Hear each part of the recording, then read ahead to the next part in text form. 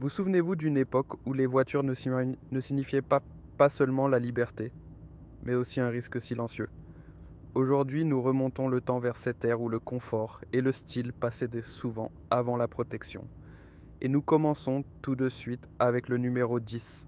Top 10, le volant pivotant. Cela ressemblait à une idée élégante. Ouvrez la porte, actionnez un levier, et toute la colonne de direction pivote vers la droite pour faciliter l'accès. Le système tournait d'environ 40 degrés puis se reverrouillait. Sur le papier, cela paraissait confortable, presque luxueux.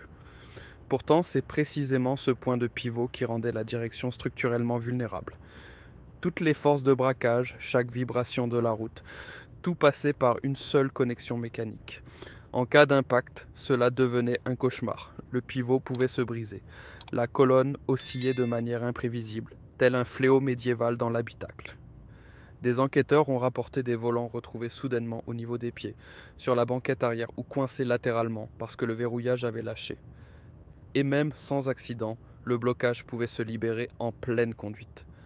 Imaginez-vous rouler à grande vitesse et soudain le volant bascule. Pas étonnant que cette idée ait rapidement disparu. Feriez-vous confiance à un tel confort ? Vraiment, le feriez-vous ? Top 9, la clé de contact dans le tableau de bord. Aujourd'hui, le commutateur d'allumage est généralement placé là où il ne gêne personne. À l'époque, la clé se trouvait souvent en plein milieu du tableau de bord, et à hauteur des genoux, entourée de métal dur. Au quotidien, cela semblait pratique. Lors d'un accident, c'était brutal. Une petite tige métallique dépassait de quelques centimètres, pile dans la trajectoire du genou.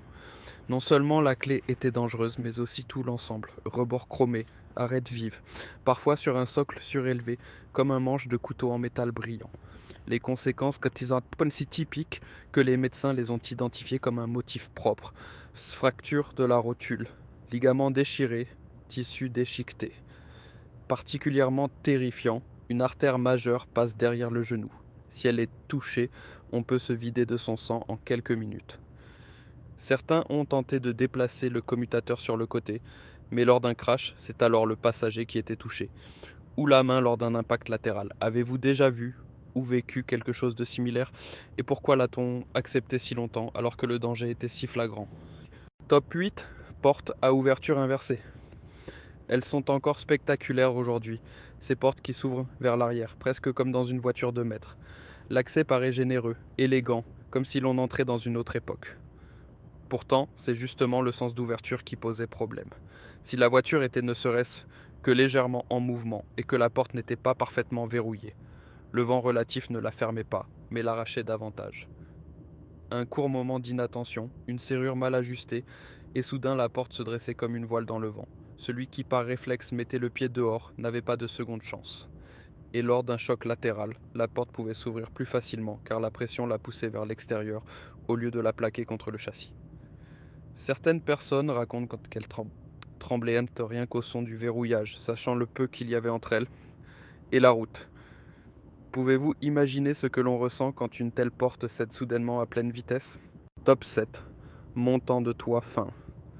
À l'époque, on recherchait des lignes légères, presque aériennes. Des montants de toit étroits, de grandes surfaces vitrées, beaucoup de verre. Une vue dégagée sur l'extérieur.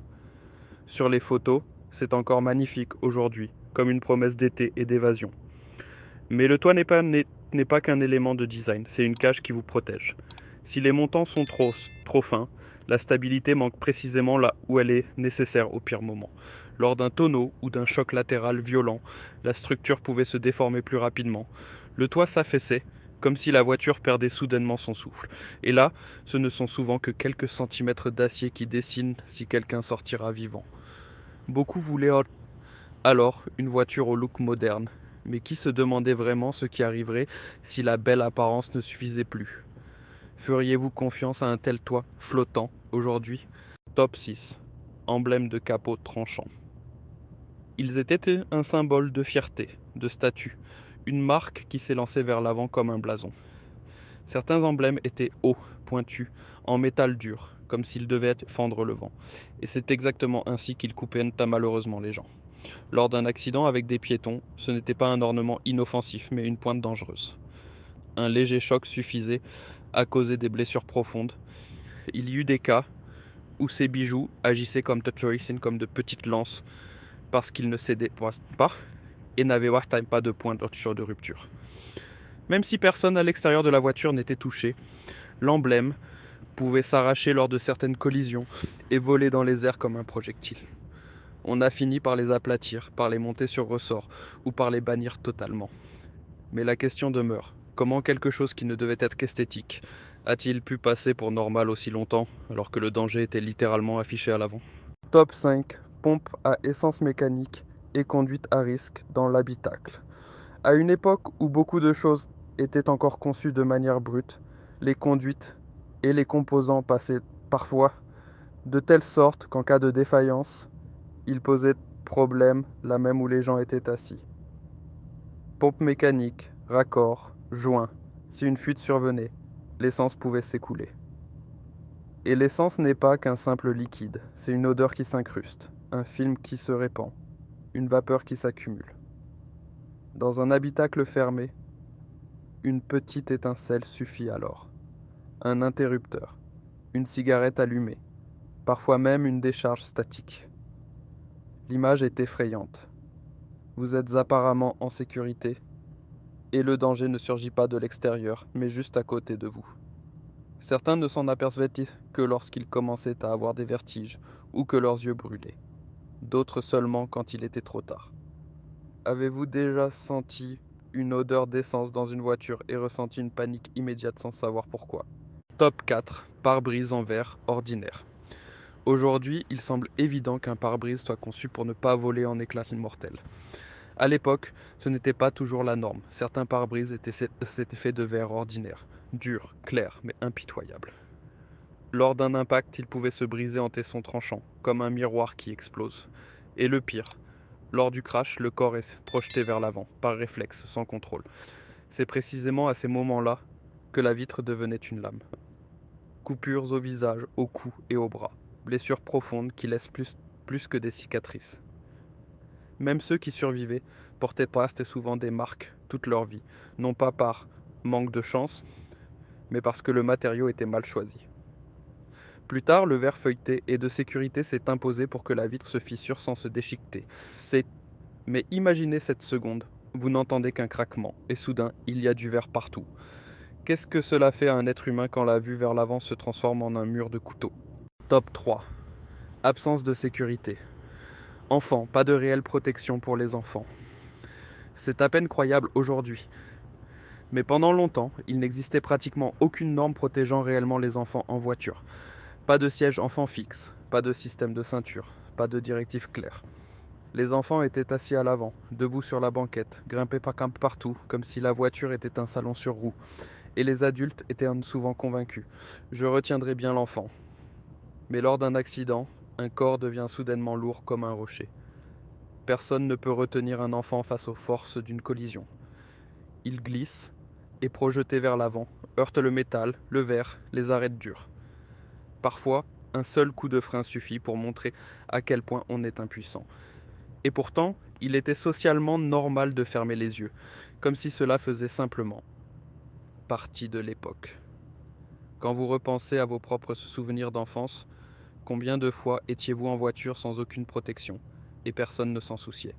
Top 2. Faible protection contre les chocs latéraux. Les accidents les plus dangereux ne semblent souvent pas spectaculaires car ils se produisent si vite. Un choc latéral est exactement ce genre de moment. Pas de longue distance de freinage, pas d'évitement, mais un coup dur juste à côté de vous. Et à l'époque, la porte n'était souvent faite que de peu de choses. Une fine tôle, un petit cadre, un peu de rembourrage, mais presque aucune substance capable d'absorber réellement l'énergie. Cela signifie qu'entre vous et l'autre véhicule, il n'y avait parfois que quelques centimètres. Pas étonnant que les côtes, les hanches et les organes internes aient été si souvent touchés lors de tels accidents. Ce n'était pas seulement la force de l'impact, c'était l'intrusion immédiate. La porte plie, le siège se déplace, le flanc vient vers vous au lieu de vous protéger. Ce n'est que plus tard que les renforts, les barres latérales et les meilleures structures sont devenus un véritable enjeu. Mais combien ont dû payer avant que l'on ne réalise qu'une belle forme de porte n'est pas une garantie de sécurité ? Et quand vous voyez une vieille voiture aujourd'hui, vous demandez-vous parfois ce que l'on ressentait en y étant assis lors d'un choc latéral ? Top 1. Structure de cabriolet peu sûre. Conduire un cabriolet était une promesse. Le ciel au-dessus de soi, le vent sur le visage, ce sentiment de liberté qu'on n'a pas besoin d'expliquer.